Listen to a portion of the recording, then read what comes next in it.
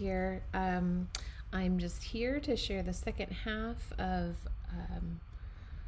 day 2. So the first half obviously was we were all shooting together and having fun and playing with different techniques and thinking about things differently between Teresa's session, my session, and Christy's.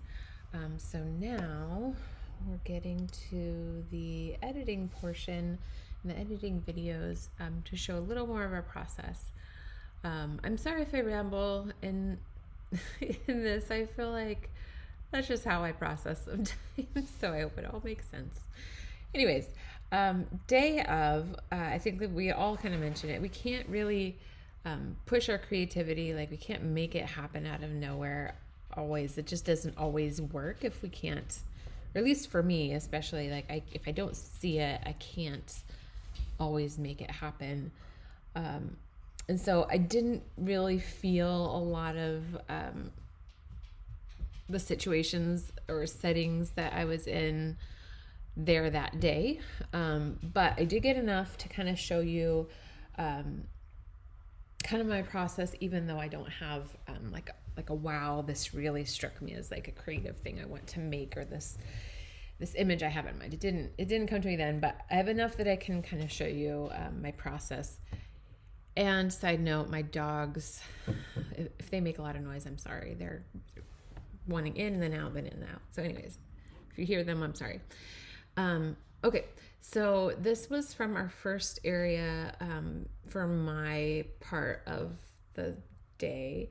And this blurring and reflection here is from the little mirror pieces that I handed out that were kind of flexible, especially if you kind of concave them. So this is an example of that, and I'm sure you guys all found something kind of similar. I like using this for adding to my images. I've used some images in the past that I've had this with like the person. I just didn't really feel it with all the leaves and stuff here, but I did save some of the flares. So that was one.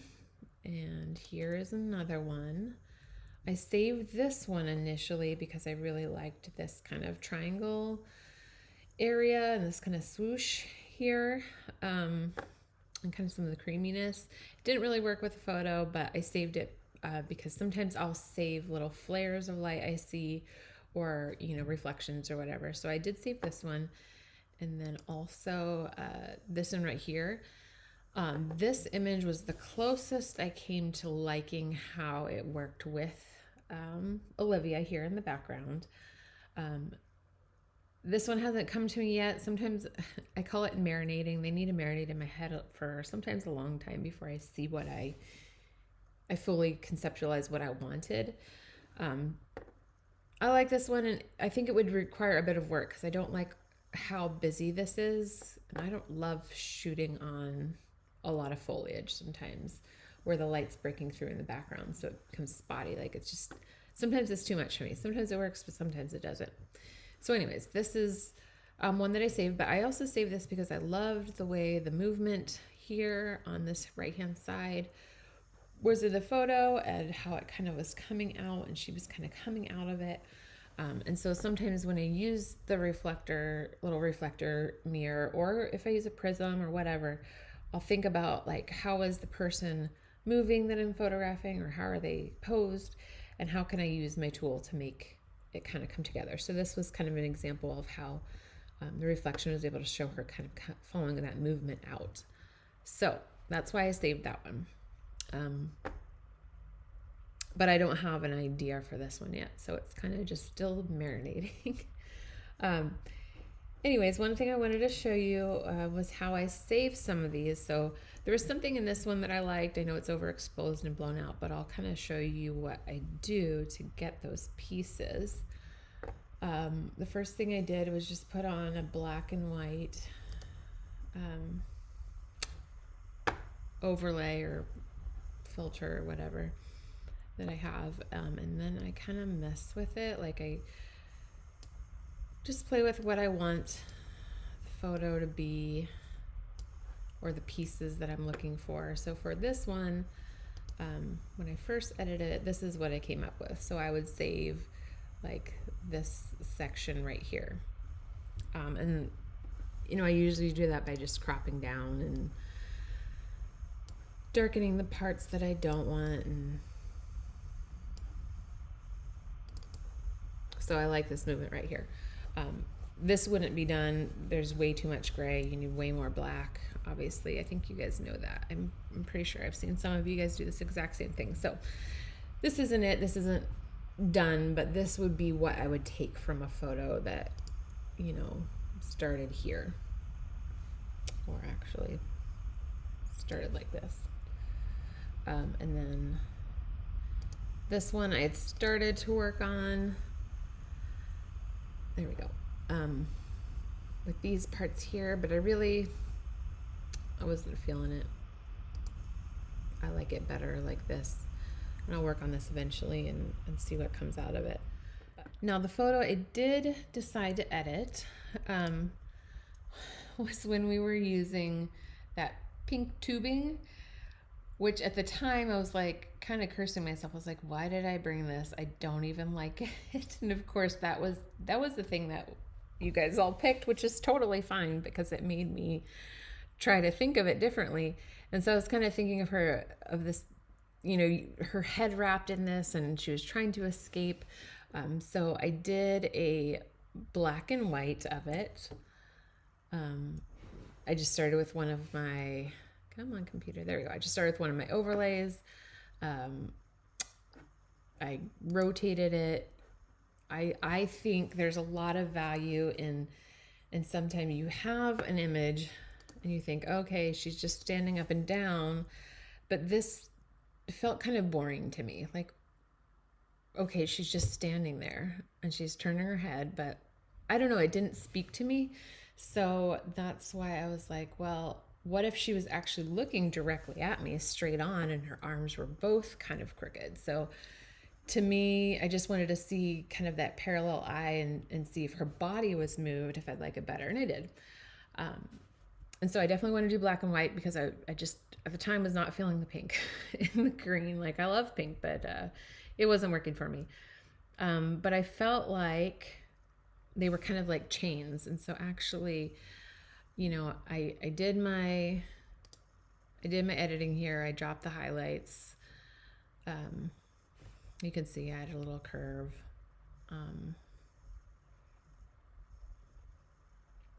It was just a really basic edit. There really wasn't much to it. But I did do a bit of extra work, bringing in some shadows and kind of giving the illusion that this side is darker than this side, which it was in the picture. It wasn't dramatic light at the time, but there was definitely more light on the top of her than the bottom of her. And so when I turned her sideways, I just tried to emphasize that and like having more light coming from the side. Just bringing in more, what was this one? Oh, brightening. I think I brightened that area to try to again make it look lighter. So this is just playing with dodging and burning and making different parts stand out. Lightening some parts on her face. But what I really was going to show you here is to help it. Oh no, it's not it. Here it is. Come on. Oh, where is it? Oh, maybe it's on the next image. Okay, I edited it further. So anyways, this is my base starting place. And I was like, okay, this is great. I feel like there could be some movement in here. Like I feel like she could be moving. She could be swinging her arm up. She could be pulling this arm down. So I was like, how do I play with movement with that? So I went and got one of those overlays. And what I did is I added like the twisting motion. So like her arms coming up, her arms coming down. So I added those both in Photoshop just as an overlay, and then kind of adjusted as needed.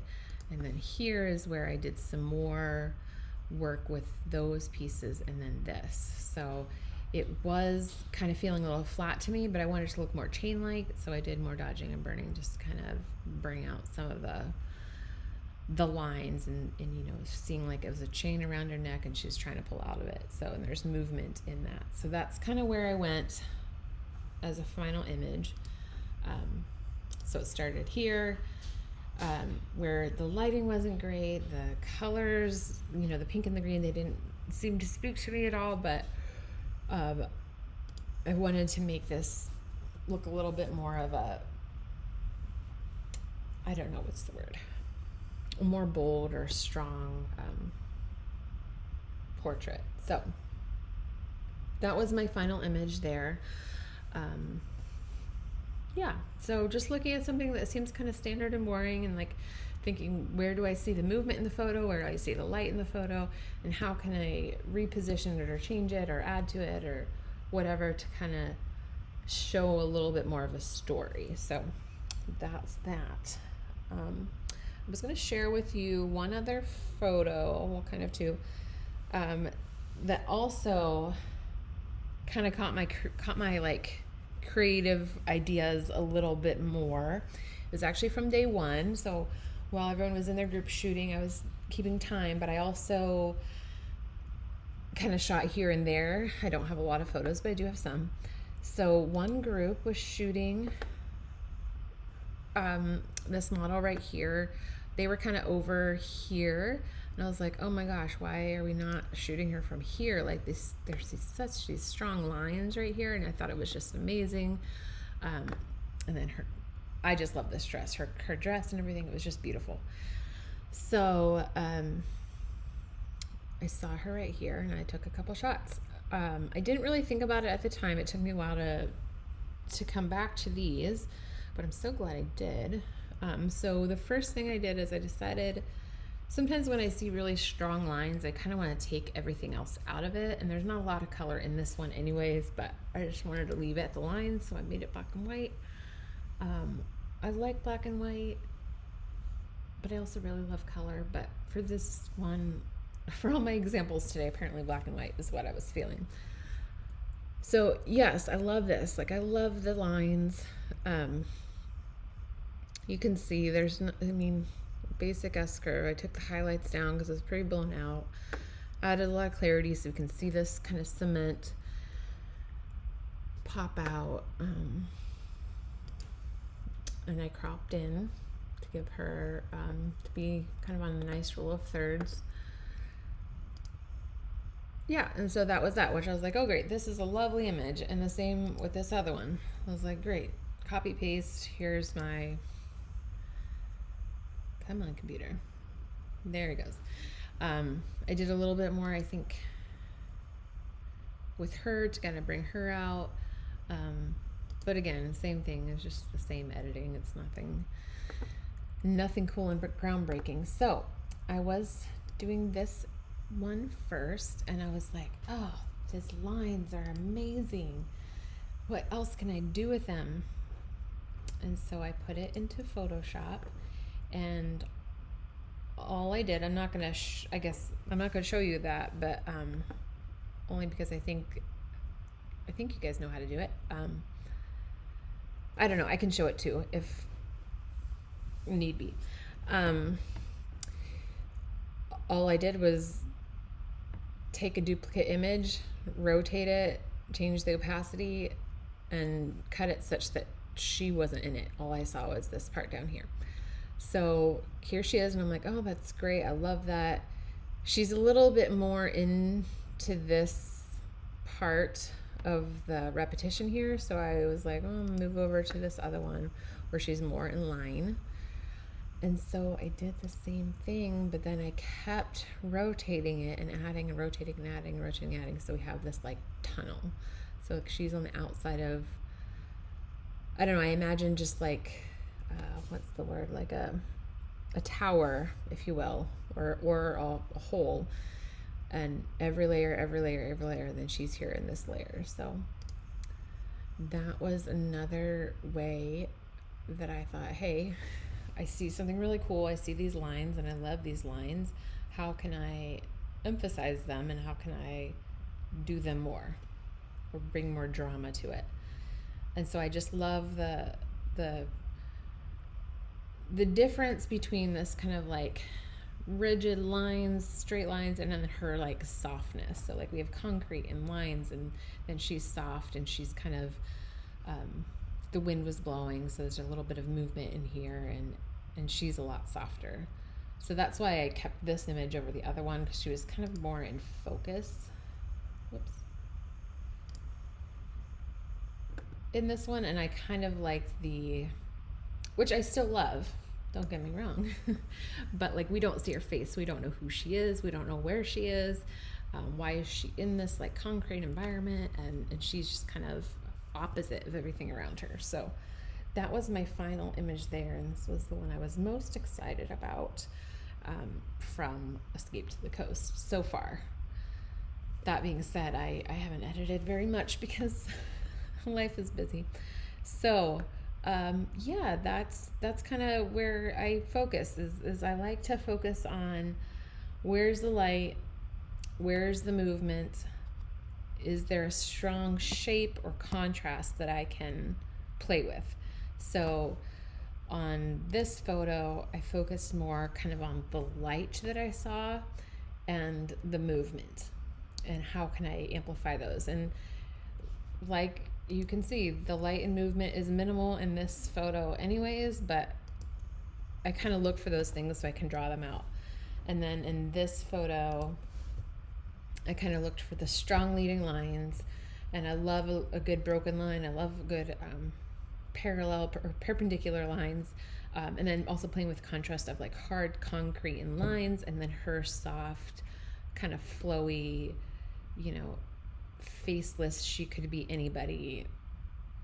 I like that contrast. So those are two examples of just kind of how I approach things when I'm looking for a photo that speaks to me, and when I'm looking to create something.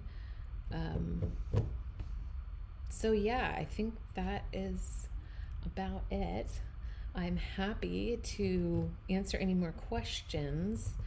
I think actually one other thing I said I was going to do, I don't know if I said it in so far in this video yet, but I think I said it the day of. So back when I was showing you these overlays and stuff, so I make my own overlays a lot of times.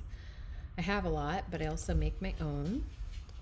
And so I was just going to show you some of those, and I can even quickly show you how I do it. It's pretty simple. I do a lot of dance photography. I mean, that's primarily what I do, is dance photography, but there's a lot of like dress rehearsals and lights, and so I get a lot of flares and reflections from those. So I've saved them and made them my own. This is a light flare from a show. This is a wall of CDs. At the dance studio, there's a wall of CDs. They decorated a wall. It looks really cool.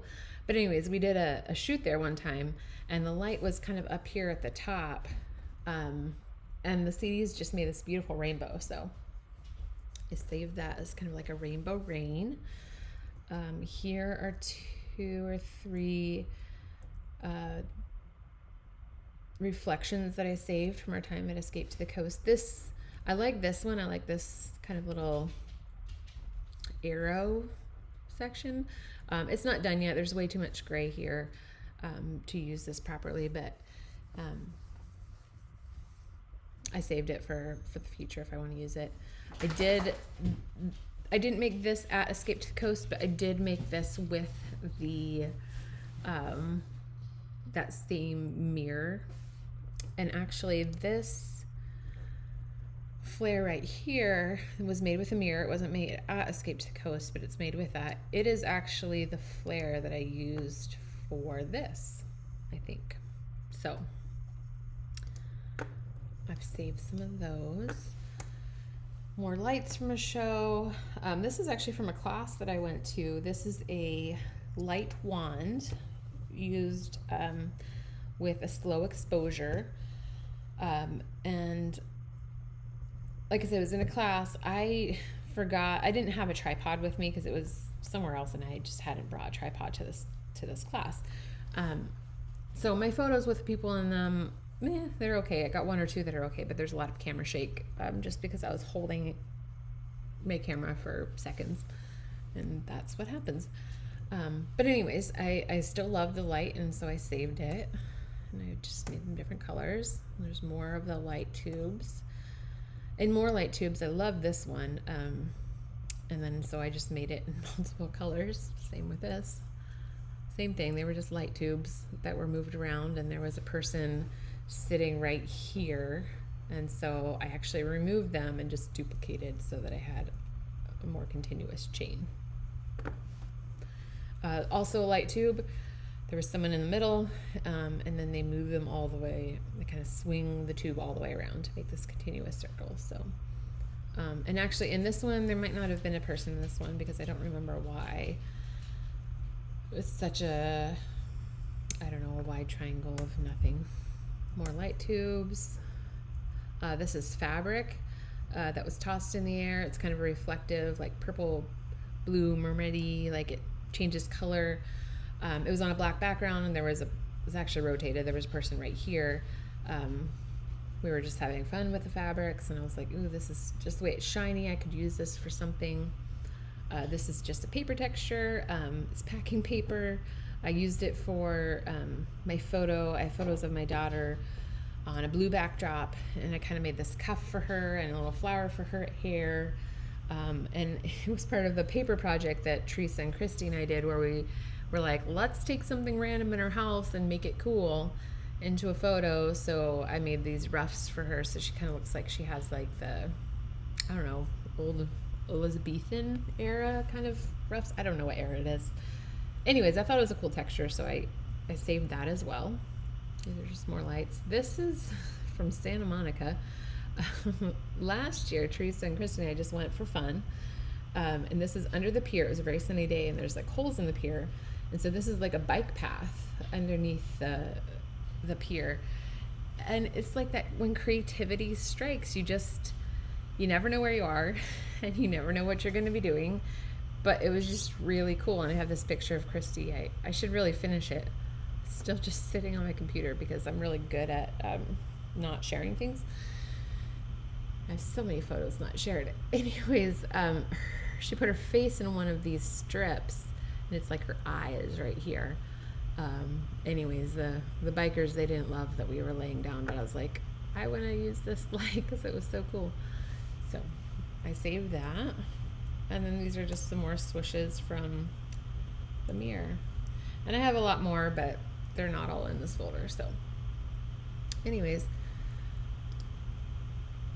that is my like little plug for, take your crystal, take your mirror, take your whatever, and you can save them. You can black things down. You can make really neat little, I thought I was going to show you one example. Actually, it's probably, I just didn't export it yet. I'm going to show you one example really quickly. What am I looking for?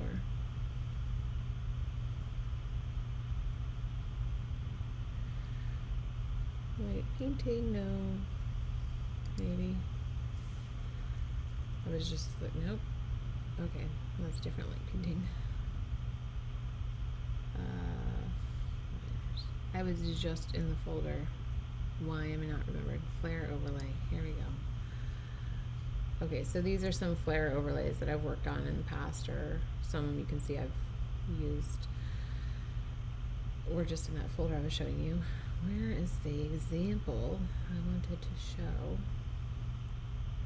Oh, here, right here. So this is an example of how I thought this was a good one to show. So this is that light painting with the light tube in the class that I went to.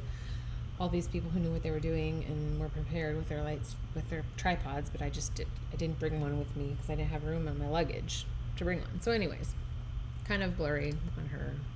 It's not that great. But I love this little swish, and I love this swish right here. So I was like, I need to use that.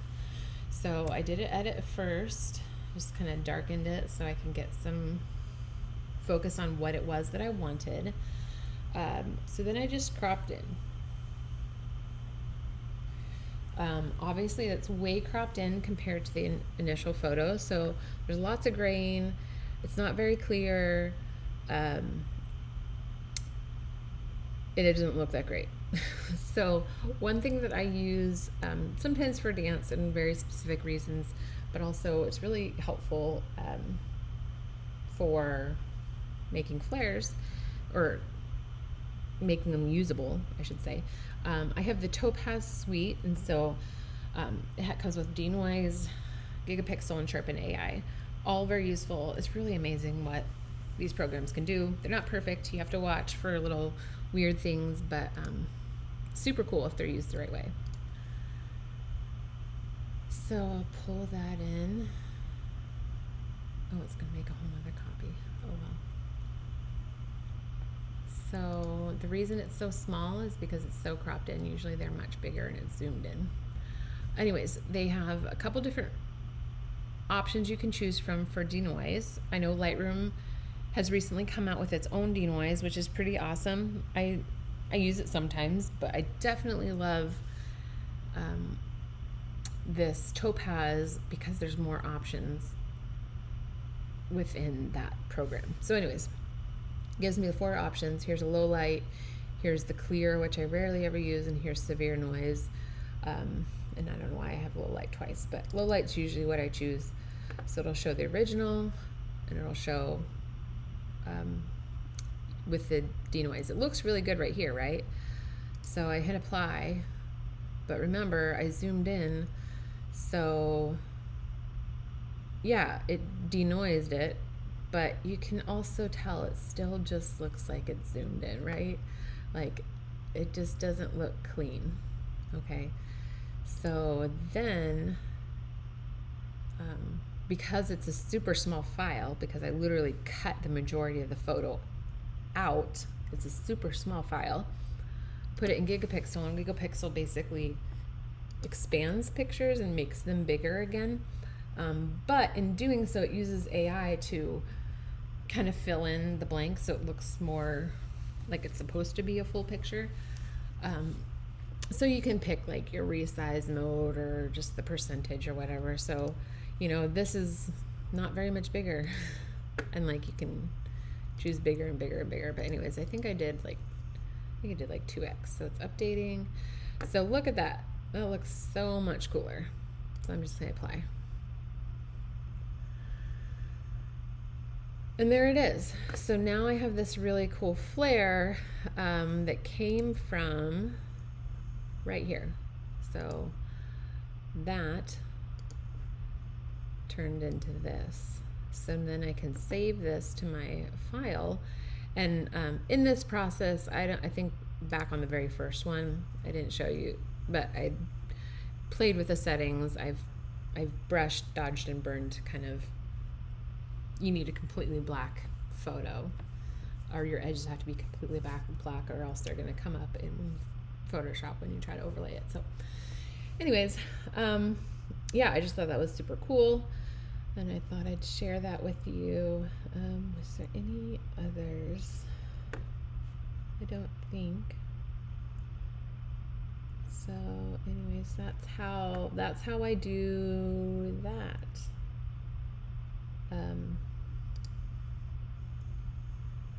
Well, yeah, it's just another one I saved. Yeah. So anyways, yeah, if you have any questions, happy to answer, happy to share. And thanks for coming to day 2. And yeah, I will see you all later. Bye.